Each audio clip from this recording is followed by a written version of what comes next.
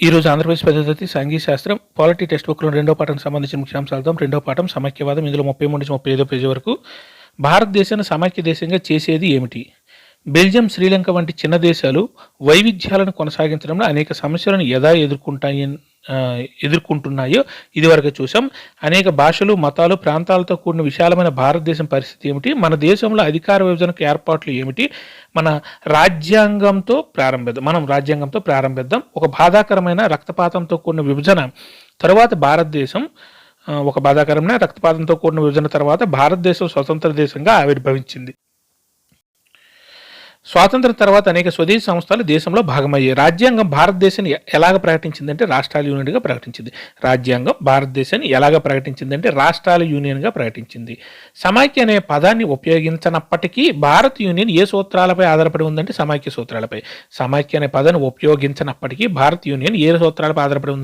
సూత్రాలపై. పైన తెలిపిన సమైక్యవాద లక్షణాలు 7 మళ్ళీ చూద్దాం. ఈ లక్షణాలని ఎందులోని నిబంధనలకు వర్తింపబడటం మనం చూడవచ్చు అంటే భారత రాజ్యాంగంలోని నిబంధనలకు మనం చూడవచ్చు.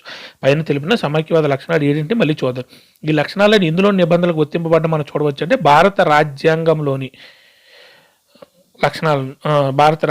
నిబంధనలకు వర్తింపబడటం. వాస్తవానికి రాజ్యాంగం ఎన్నంచెల ప్రభుత్వ వ్యవస్థను అందించిందంటే 2 అంచెల ప్రభుత్వ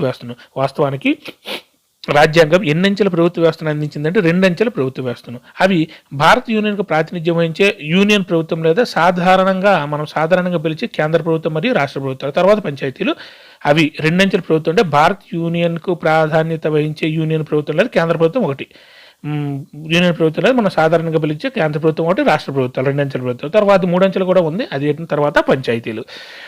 వేటితో సమైక్య విధానంలో 3 అంచె జోడింపబడింది అంటే మున్సిపాలిటీలతో సమైక్య విధానంలో 3వ అంచె జోడించబడింది. మామూలుగా సమైక్యలో సాధారణంగా 2 అంచెలు ఉన్నాయని మనం నేర్చుకున్నాం. మన భారతదేశానికి వచ్చేసరికి 3వ అంచె ఏంటిదంటే మున్సిపాలిటీలు, కార్పొరేట్లు, ఈ స్థానిక సంస్థలు అనేవి 3వ అంచెగా చేర్చబడినవి.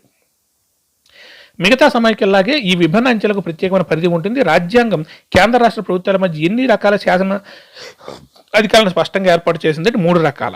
మిగతా సమైక్యలాగే ఈ విభిన్న అంచెలకు ప్రత్యేక పరిధి ఉంటుంది. రాజ్యాంగం కేంద్ర రాష్ట్ర ప్రభుత్వాల మధ్య ఎన్ని రకాల శాసనాధికారులను స్పష్టంగా ఏర్పాటు చేసిందంటే 3 రకాల శాసనాధికారాలు. అలా దీనిలో ఎన్ని జాబితాలు ఉన్నాయంటే 3 జాబితాలు ఉన్నాయి. అలాగా దీనిలో ఎన్ని జాబితాలు అంటే రాజ్యాంగం ప్రకారం ఎన్ని జాబితాలు ఉన్నాయంటే సమైక్యలో 3 జాబితాలు ఉన్నాయి. జాతీయ ప్రాముఖ్యత ఉన్న దేశ రక్షణ, విదేశీ వ్యవహారాలు, బ్యాంకింగ్, సమాచార వ్యవస్థ మరియు ద్రవ్యం వంటి అంశాలు ఇందులో ఉంటాయని కేంద్ర జాబితాలు. సింపుల్గా కేంద్ర జాబితాలో ఉండే అంశాలు గుర్తుపెట్టుకోండి. దేశ రక్షణ, విదేశీ వ్యవహారాలు, బ్యాంకింగ్, సమాచార వ్యవస్థ మరియు ద్రవ్యం వంటి అంశాలు గుర్తుపెట్టుకోండి. దేశ రక్షణ, విదేశీ వ్యవహారాలు, బ్యాంకింగ్, సమాచార వ్యవస్థ మరియు ద్రవ్యం వంటి అంశాలు ఇందులో ఉంటాయని కేంద్ర జాబితాలు ఉంటాయి. దేశవ్యాప్తంగా ఈ విషయాలపై మనకు ఒకే విధానం అవసరం కాబట్టి వీటిని ఎందులో చేర్చడం జరిగిందని కేంద్ర జాబితాలు. దేశవ్యాప్తంగా ఈ విషయాలపై మనకు ఒకే విధానం అవసరం కాబట్టి వీటిని ఇందులో చేర్చడం జరిగిందంటే కేంద్ర జాబితాలో చేర్చడం జరిగింది. కేంద్ర జాబితాలో పేర్కొన్న అంశాలకు సంబంధించి ఏ ప్రభుత్వం మాత్రం చట్టాలు చేయగలుగుతుందని కేంద్ర ప్రభుత్వం. కేంద్ర జాబితాలో పేర్కొన్న అంశాలకు సంబంధించి ఏ ప్రభుత్వం మాత్రం చట్టాలు చేయగలుగుతుందని కేంద్ర ప్రభుత్వం మాత్రమే చట్టాలు చేయగలుగుతుంది. స్థానిక ప్రాముఖ్యత గల పోలీసు, వ్యాపారం, వాణిజ్యం, వ్యవసాయం మరియు నీటిపారుదల వంటి అంశాలు ఇందులో ఉన్నాయంటే రాష్ట్ర జాబితాలు. స్థానిక ప్రాముఖ్యత గల పోలీసు, వ్యాపారం, వాణిజ్యం, వ్యవసాయం మరియు నీటిపారుదల వంటి అంశాలు ఇందులో ఉన్నాయంటే రాష్ట్ర జాబితాలు. రాష్ట్ర జాబితాలో పేర్కొన్న అంశాలకు సంబంధించి ఏ ప్రభుత్వాలు మాత్రం చట్టాలు చేయబడుతున్నాయంటే రాష్ట్ర ప్రభుత్వాలు.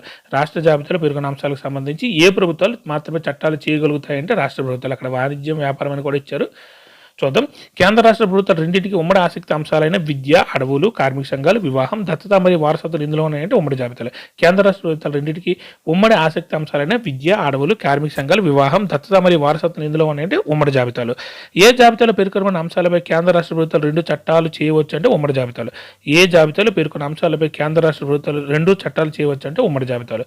ఈ చట్టాలు చేయడంలో వీటి మధ్య సంఘర్షణ తలెత్తితే ఏ ప్రభుత్వం చేసిన చట్టమే చెల్లుతుందని కేంద్ర ప్రభుత్వం. ఈ చట్టాలు చేయడంలో వీటి మధ్య సంఘర్షణ తలెత్తితే ఏ ప్రభుత్వం చేసిన చట్టమే చెల్లుతుందంటే కేంద్ర ప్రభుత్వం చేసిన చట్టమే చెల్లుతుంది. ఈ 3 జాబితాల కిందకి రాని అంశాల సంగతి ఏమిటి? లేదా రాజ్యాంగం ఏర్పడిన తర్వాత వచ్చిన కంప్యూటర్ సాఫ్ట్వేర్ అంశం సంగతి ఏంటి? మన రాజ్యాంగం ప్రకారం ఈ అవశిష్ట అంశాలపై శాసనాలు చేసే అధికారం ఏ ప్రభుత్వానికి ఉందంటే కేంద్ర ప్రభుత్వానికి. ఈ 3 జాబితాల కిందకి రాని అంశాల సంగతి ఏమిటి? లేదా రాజ్యాంగం ఏర్పడిన తర్వాత వచ్చిన కంప్యూటర్ సాఫ్ట్వేర్ అంశం సంగతి ఏమిటి? మన రాజ్యాంగం ప్రకారం ఈ అవశిష్ట అంశాలపై శాసనాలు చేసే అధికారం ఏ ప్రభుత్వానికి ఉందంటే కేంద్ర ప్రభుత్వానికి ఉంది. ఏ విధానం ద్వారా ఏర్పడిన చాలా సమైక్యలు వాటిలోని విభాగాలకు సమాన అధికారాలను ఇవ్వమని మనం పైన పేర్కొన్నామంటే పట్టి ఉంచే హోల్డింగ్ టుగెదర్. ఏ విధానం ద్వారా ఏర్పడిన చాలా సమైక్యలు వాటిలోని విభాగాలకు సమాన అధికారాన్ని ఇవ్వమని మనం పైన పేర్కొన్నామంటే పట్టి ఉంచే హోల్డింగ్ టుగెదర్. అలాగే భారత యూనియన్లోని అన్ని రాష్ట్రాలకు సమాన అధికారాలు లేవు. అన్ని రాష్ట్రాలు ప్రత్యేక హోదాను అనుభవిస్తున్నాయి. ఏ రాష్ట్రాలు వాటి ప్రత్యేక సామాజిక మరియు చారిత్రక పరిస్థితుల దృష్ట్యా భారత రాజ్యాంగంలోని కొన్ని నిబంధనలు ఆర్టికల్ 371 కింద ప్రత్యేక అధికారాలు ఉన్నాయంటే అస్సాం, నాగాలాండ్, అరుణాచల్ ప్రదేశ్ మరియు మిజోరాం. ప్రత్యేక అధికారాలు అంటే అస్సాం, నాగాలాండ్, అరుణాచల్ ప్రదేశ్, మిజోరాం. ఏ రాష్ట్రాలు వాటి ప్రత్యేక సామాజిక మరియు చారిత్రక పరిస్థితుల దృష్ట్యా భారత రాజ్యాంగంలో కొన్ని నిబంధనలు అంటే ఆర్టికల్ 371 కింద ప్రత్యేక అధికారాలు కలిగి ఉన్నాయంటే అస్సాం, నాగాలాండ్, అరుణాచల్ ప్రదేశ్, మిజోరాం. అస్సాం, నాగాలాండ్, అరుణాచల్ ప్రదేశ్ మరియు మిజోరాం. ఈ ప్రత్యేక అధికారాలు వేటికి సంబంధించినవంటే స్థానిక ప్రజలకు భూమిపై హక్కులు, సంస్కృతి పరిరక్షణ మరియు ప్రాధాన్యత కలత ప్రభుత్వ సేవల ఉపాధికి. ఈ ప్రత్యేక అధికారాల వేటికి సంబంధించినవంటే స్థానిక ప్రజలకు భూమిపై హక్కులు, సంస్కృతి పరిరక్షణ మరియు ప్రాధాన్యత గల ప్రభుత్వ సేవల ఉపాధికి. ఇవి ప్రత్యేక అధికారాలు. అంటే సింపుల్గా స్థానిక ప్రజలు భూమిపై హక్కులను దాని అర్థం మనం వెళ్ళి అక్కడికి వెళ్ళి ఇల్లు కట్టుకొని ఇక్కడ బయట వాళ్ళు వచ్చి పక్క రాష్ట్రాల్లో ఫ్లాట్లు కొనుక్కోవడం అక్కడ అలా జరుగుతుంటాయి. కానీ అక్కడికి వెళ్ళి మనం చేయలేం.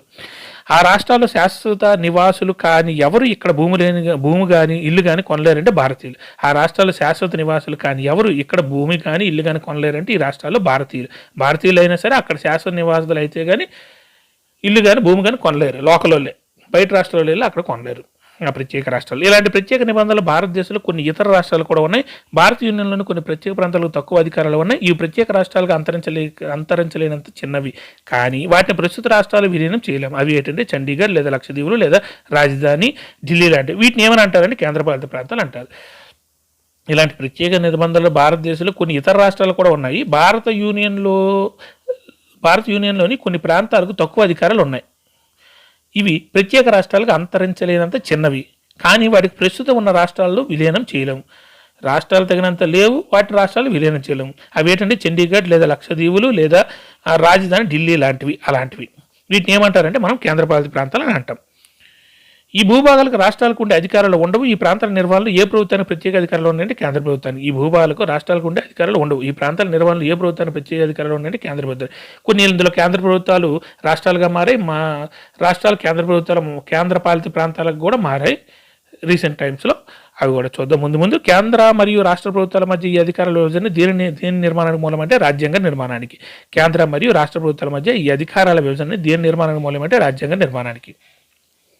ఈ అధికార విభజనలో మార్పులు చేయడం అంత సులభం కాదు. పార్లమెంట్ తనంత త్వరగా దీనిని మార్చలేదు. దీనిలో ఏ మార్పు చేయాలన్నా ముందుగా పార్లమెంట్లోని ఉభయ సభలు కనీసం ఎంత మెజారిటీతో ఆమోదించాలంటే 3/2 మెజారిటీతో.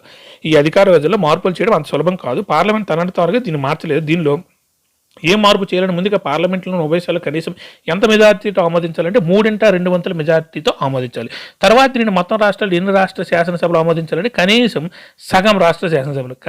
తర్వాత దీనిని మొత్తం రాష్ట్రాల్లో ఎన్ని రాష్ట్ర శాసనసభలు ఆమోదించాలని కనీసం సగం రాష్ట్ర శాసనసభలు ఆమోదించాలి. ఏంటి ఈ అధికార విభజనలో మార్పులు చేయడం అంత సులభం కాదు. వీటిలో పార్లమెంట్ తనగా దీన్ని మార్చలేదు. దీనిలో ఏ మార్పు చేయాలన్నా ముందుగా పార్లమెంట్లోని ఉభయ సభలు కనీసం ఎంత మెజార్టీతో ఆమోదించాలంటే 3/2 మెజార్టీతో పాస్ అయితేనే బిల్లు పాస్ అయితేనే ఏమవుతుందంటే ఆమోదిస్తేనే అక్కడ ఉన్న అధికారాలు మనం మార్చగలం. తర్వాత దీని మొత్తం రాష్ట్రాలు ఎన్ని శాసనసభలు మాత్రం ఆమోదించాలంటే కనీసం సగం రాష్ట్ర శాసనసభలు ఆమోదించాలి. ఎక్కడ భారతదేశంలో ఉన్న రాష్ట్రాలు సగం రాష్ట్ర శాసనసభలు దాన్ని ఆమోదించాలి. ఈ రాజ్యాంగ నిబంధనలు విధానాల అమలును పర్యవేక్షించడంలో ఏది ప్రముఖ పాత్ర పోషిస్తుందంటే న్యాయ వ్యవస్థ. ఈ రాజ్యాంగ నిబంధనలు విధానాల అమలు పర్యవేక్షణలో ఏది ప్రముఖ పాత్ర పోషిస్తుందంటే న్యాయ వ్యవస్థ. అధికార విభజనపై ఏదైనా వివాదం తలెత్తే ఏవి నిర్ణయం తీసుకుంటాయంటే హైకోర్టులు, సుప్రీంకోర్టు. అధికారాల విభజనపై ఏదైనా వివాదం తలెత్తే ఏవి నిర్ణయం తీసుకుంటాయంటే హైకోర్టులు, సుప్రీంకోర్టు.